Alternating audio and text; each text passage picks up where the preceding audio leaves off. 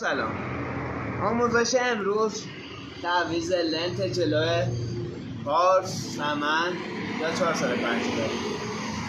برای تعویض لنت ماشین رو جک و حرکش میکنیم، میبریم بالا، لاستیک ها باز میکنیم، چرخ ها به سمت خودت هر طرفی که هستی میدیم. با یه دو سو پمپ ها جمعش میکنیم. با این پمپ قشنگ بچسبه تا آخر. دو سو به این شکل محروم کنیم، پمپ داره به راحتی جمع میشه. دیگه اشی طرف پمپ تا آخر جمع میشه. با یه آچار 13 این پیچ باز میکنیم. بعضی موقع این طرف میچرخه، با آچار 16 میشه بگیریش تا دیگه نچرخه. بازش میکنیم.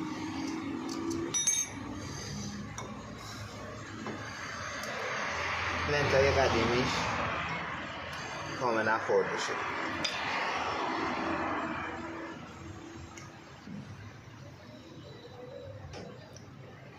دوتا پایه داره یا پیستون یا میل میشه.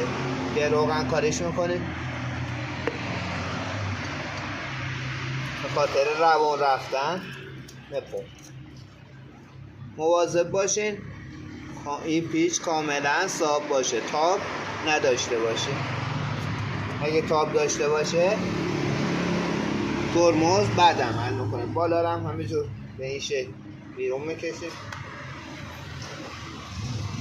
به هیچ عنوان گریس به این دوتا میل نزنید، چون گریس زیاد جالب نمیبره. فقط روغن عادی.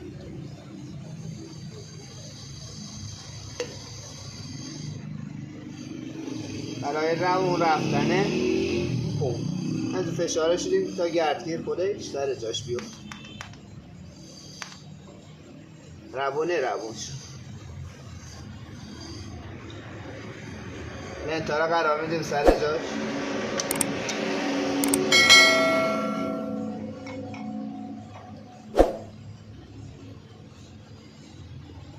کالیبر ترمز رو میدیم پایین. دوتا فنر حتما اینجای کالیبر بیفته.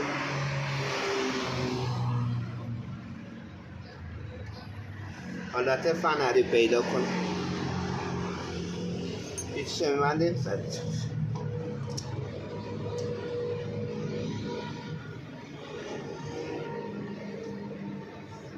با آچار 13 محکم ضبطش.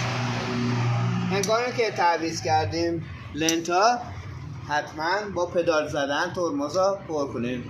پدال میزنیم، چند تا پدال که بزنیم ترمز زیر پا محکم میشه و مطمئن شیم که پمپ کاملا پر شده باشه. این هم از آموزش تعویض لنت جلوی پارس 405 یا 7. امیدوارم از این آموزش خوشتون اومده باشه.